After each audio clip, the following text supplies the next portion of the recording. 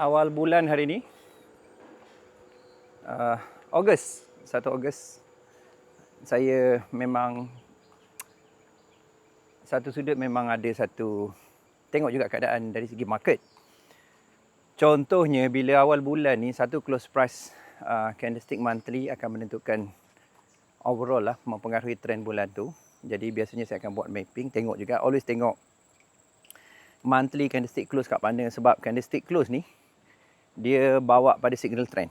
Jadi trend tu, signal trend tu terbentuk daripada candlestick close. Jadi first thing first, tengok yang tu dululah. Okey, menentukan, cari yang sama arah. Cuma saya nak sentuh iaitu dari segi bila nak execute trading. Ini tricky. Kadang-kadang ramai saya nampak common mistake trader, dia suka apa tau? Oh, awal masuk je 1 hari bulan, mentang-mentang dia close awal profit. Bulan lepas kan, ini yang talking about yang dah geng konsisten lah. Yang tak konsisten dia haru biru, dia main trading suka hati dia je. Ini yang geng konsisten ni. Awal-awal bulan, terus execute. Okay, 1 hari bulan terus nak bantai. Dia bukan macam tu. Dia kadang-kadang kena ingat macam ni. Tak semestinya kita kena wajib trading, iaitu hari pertama, hari kedua, awal bulan. Tak semestinya macam tu. Dan pada masa sama juga, tak semestinya juga ialah awal bulan tu mesti nak kena profit terus. Ada je yang bulan minggu ketiga ataupun minggu keempat pada bulan tu, baru market tu cantik. Jadi kunci utama, nombor 1 ialah biasakan dengan dipanggil ialah familiarity market condition.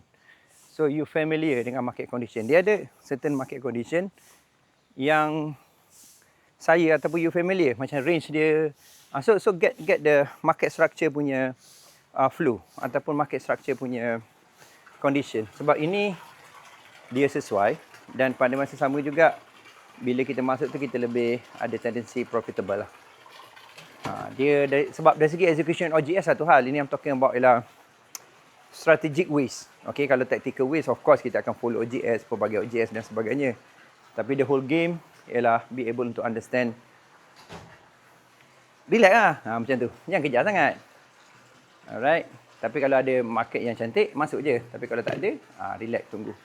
Okay, itu saya punya ni lah. So, satu video ringkas satu hari, just dalam 3 to 5 minutes a day, yang saya update hari-hari, based on mungkin angle trading, mungkin juga angle train of thought process, observation, dari segi market, observation dari segi ekonomi, ataupun thought process saya pasal financial, ataupun pasal juga ialah pasal fitness. So, one video a day. Alright, so jumpa lagi.